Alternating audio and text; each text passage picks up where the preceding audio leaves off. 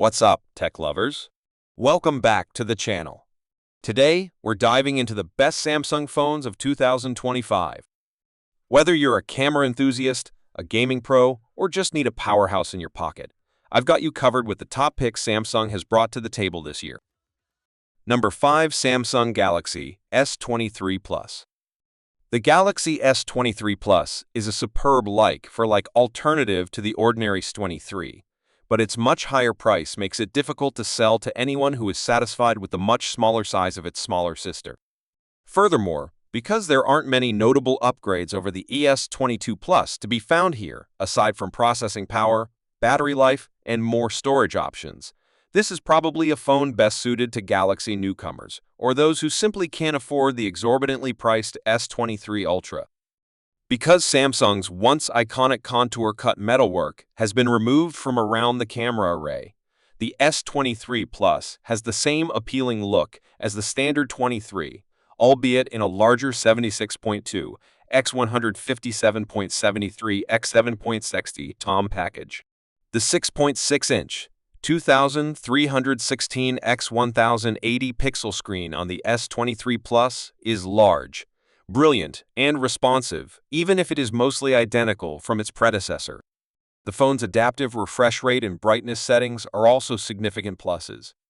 The S23 Plus retains its predecessor's 3 rear cameras, a 50MP f/.8 primary, a 12MP f2.2 ultra-wide, and a 10MP f2.4 telephoto with 3x optical zoom. On the front, you'll find an upgraded 12MP camera. This isn't a horrible configuration, but we were hoping for the S23 Plus to get the S22 Ultra's 108 EMP sensor. The Snapdragon 8 Gen 2 chipset in the S23 Plus delivers industry-leading performance. Whether you're fast swiping around its home screen, multitasking with many apps, or snapping with one of the phone's power-hungry camera modes, the phone is near flawlessly responsive, and gaming is also outstanding. The SE23 plus 4700 mAh battery is greater than that of its normal sibling and provides nearly 2 days of charge. The phone also supports 45W wired fast charging, whereas the S23 only supports 25W. Number 4. Samsung Galaxy S22 Ultra. Though it has now been surpassed by the S23 Ultra, last year's model remains an excellent choice for anyone looking for a large, powerful phone, not least because its price has plummeted since the 2024 version was released. The frame is made of bend-resistant armor aluminum. The metal is sandwiched between Gorilla Glass Victus Plus plates and polished to a near-chrome finish on the outside. The front glass has a high-gloss finish, while the back has a warm satin touch that repels fingerprints. It is also waterproof to IP68 standards. Another highlight is the 6.8-inch AMO LED screen.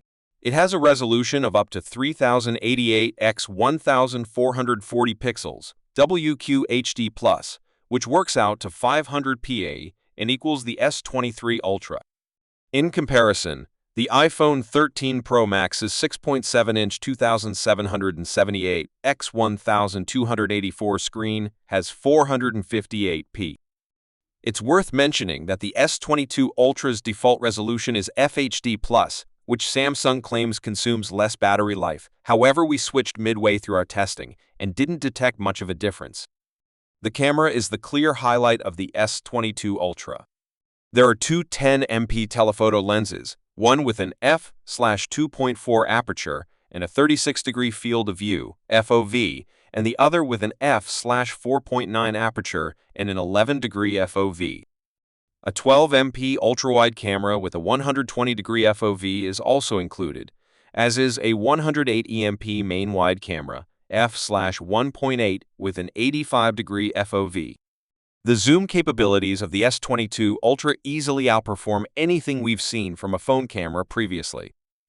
The 3x and 10x optical zooms are obviously solid, but they also provide crisp shots of distant objects with enough clarity that you can cut in on features without seeing much pixelation.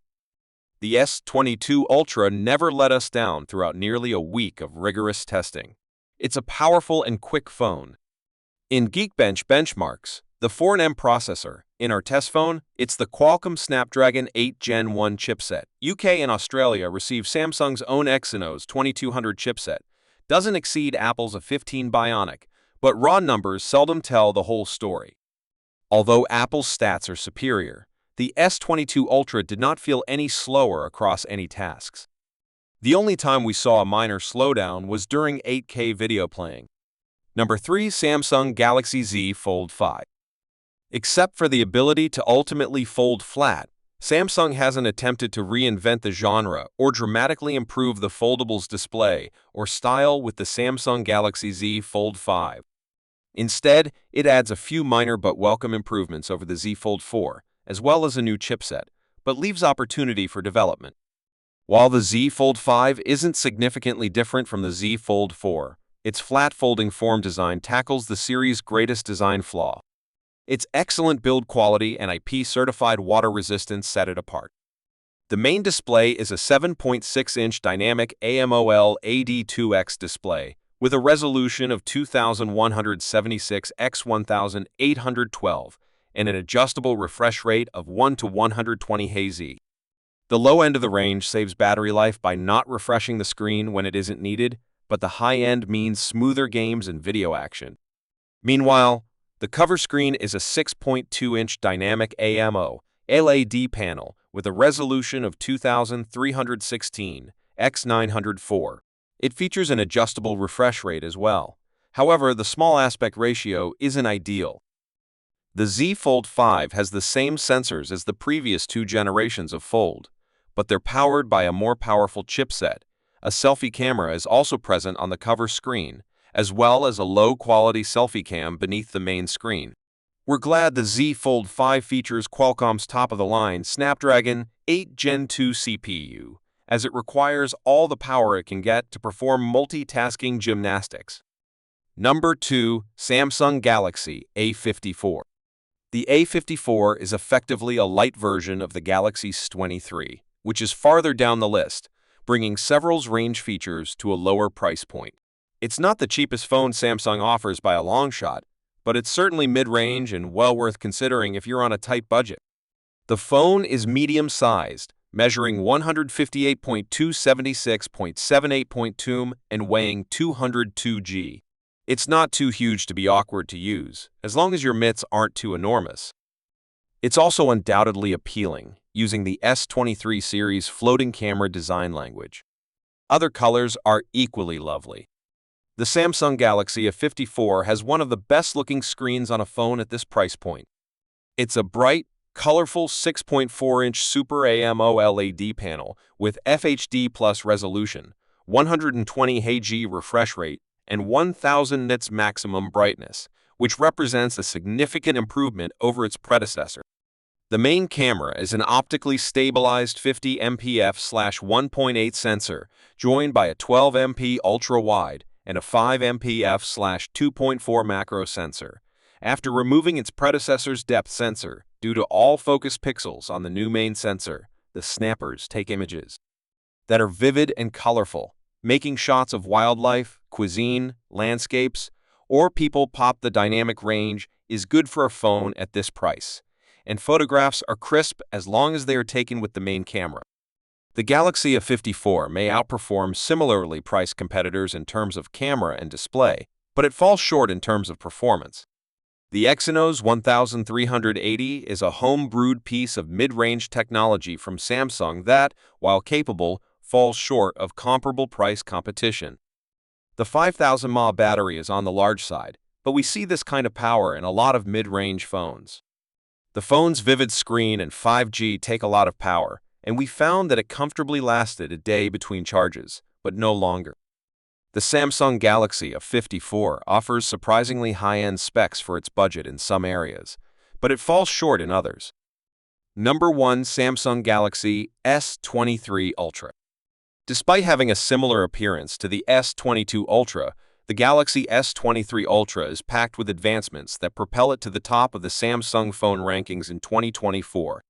In a word, this phone boasts a more durable design, faster memory, a more efficient battery, a custom-tuned processor, and a new 200 MP main camera that outperforms its competitors. the S23 Ultra adds only minor tweaks to its predecessor's already great design. The pill-shaped top-down profile is similar, with curved front and back glass feeding into a metal frame. One difference is that the radius of the display's curving edges has been lowered, resulting in a larger flat surface area. Aside from the reduced curvature along its borders, the S23 Ultra's display is similar to that of its predecessor. The Ultra retains the 6.8-inch dynamic AMOLED2X panel from last year, with a resolution of 1440 x 3088 and a dynamic refresh rate that can adjust between 120 Hz. The camera configuration on the Galaxy S23 Ultra is extremely versatile. It has 3 cameras, a wide, an ultra-wide, and 2 telephoto, with optical zoom of 3x and 10x, respectively. Add in a massive 200MP primary camera sensor, and the S23 is easily the best photography phone money can buy. Previously, Galaxy S phones were powered by either Samsung's Exynos or Qualcomm's Snapdragon Silicon. However, the Snapdragon 8 Gen 2 chipset is now available worldwide with the S23 series. This reduces performance disparities that previously put Exynos-powered phones below the competition. It's also quick.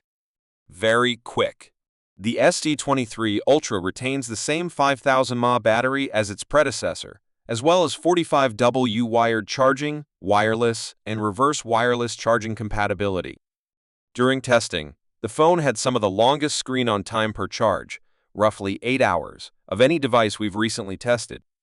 A more durable build, faster memory and storage, a more efficient battery, a custom-tuned chipset, and a new 200MP main camera disguised beneath a familiar design, the S23 Ultra is a more significant change than you might think. If you're not put off by the high asking price, you'll be receiving one of the best phones in the world in every other way.